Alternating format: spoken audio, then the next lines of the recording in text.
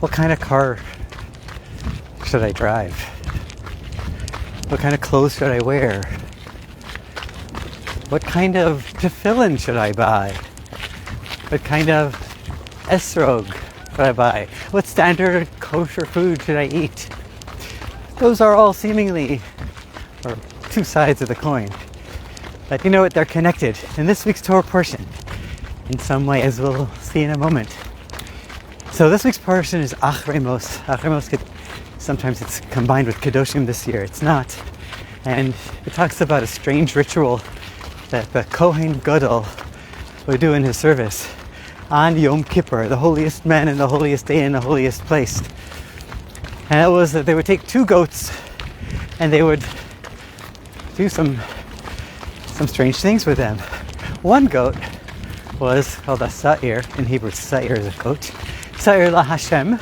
It was offered as a sacrifice to God. And the other one was Sa'ir la Azazel.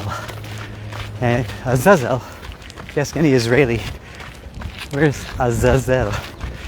It's one of the, probably, arguably the most common Israeli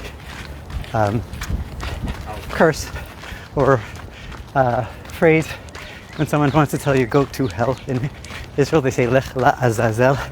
It comes from this week's Torah portion, where they would take one of the goats on Yom Kippur, and there was a whole procession of rituals alongside with it, but they would bring it to a mountain, to the tip top of a mountain, to the peak, and push it off, unfortunately, to its death. So that was the actual avoda, the service that they did on Yom Kippur related to the Kohen Gadol. So there were two goats, one went to God and one went to Azazel. Azazel was the name of a place. Says the previous Rebbe, the Frierdiker Rebbe in the Hayom Yom, the Rebbe brought it down and wrote it in the calendar called the Hayom Yom, which is a daily dose of wisdom from the previous Rebbe and from others. Says the Rebbe in the Hayom Yom that these two goats, we have them inside us. We have a Sa'ir la Hashem and a Sa'ir la Azazel. We have a good force within which we need to dedicate to God. Any good energies that we have, we need to dedicate them and channel them to Hashem. And then we have sometimes, there are things that are not desirable traits, character traits, feelings, emotions, addictions, whatever it is, habits that are undesirable. Those, says the previous Rebbe, we need to take it like the Sa'ir la Azazel. We have to send it la Azazel. We have to send it off that high mountaintop, off that peak.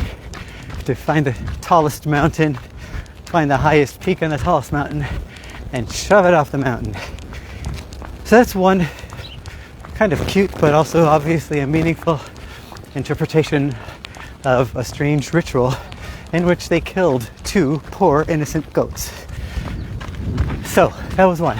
Another idea that I don't know the source, but it's an interesting idea, is that somebody says these two, if you look at the requirements, these two goats had to be identical. You could look at them and you can't tell them apart.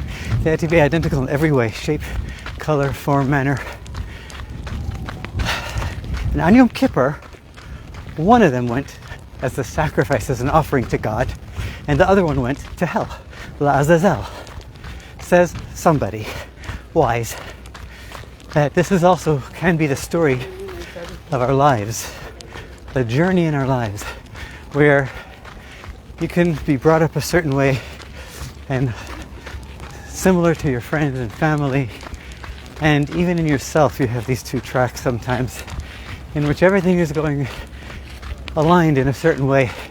But then we have a Yom Kippur, we have a challenge that could be a defining moment, and in that defining moment we have a choice.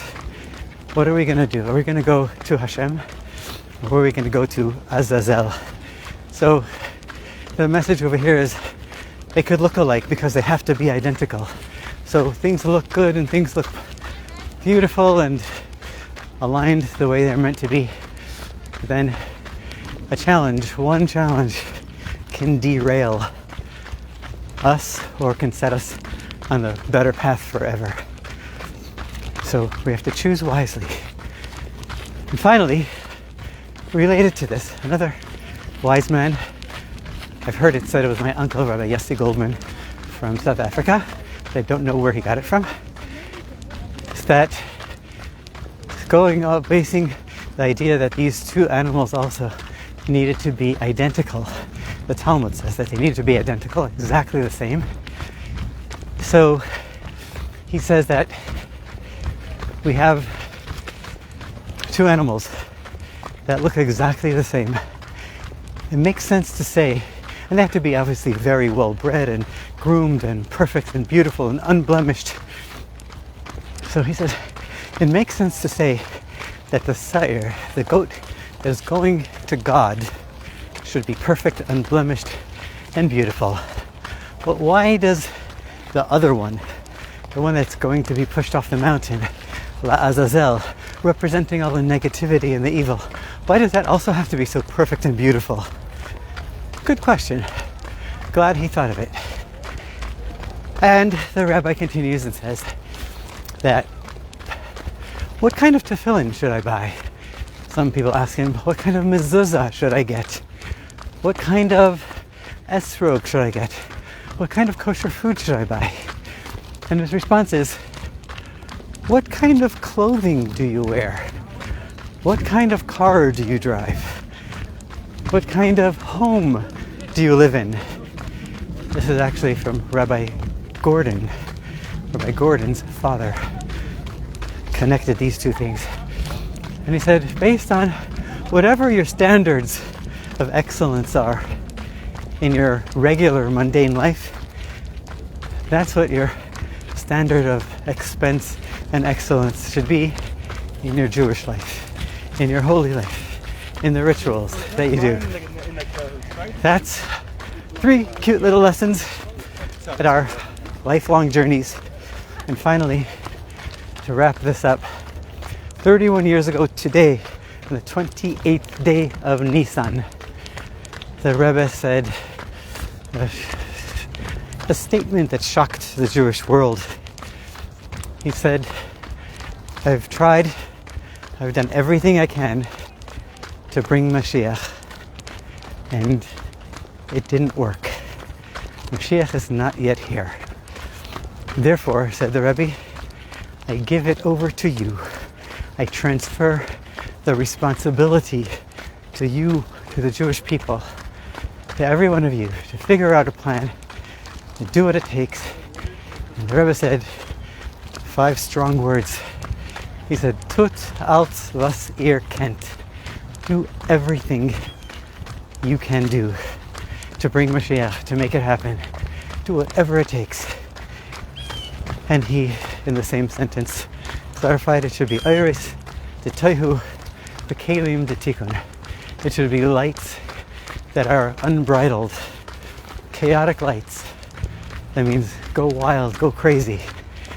But it should be in vessels of Tikkun, in a structured manner. It means do the wildest things possible, but do them respectfully and do them productively. So too, you and I, we have a mission from the Rebbe from 31 years ago today, the 28th of Nisan, Chaf Ches Nisan. It's a day that is etched in the memory of every Lubavitcher. Tut als was ihr kennt. Do everything you can do. I'm trying to add a little bit of Torah to this world. Maybe this will be the final straw that will break the back of the exile and bring Mashiach. I did mine, you do yours. Shabbat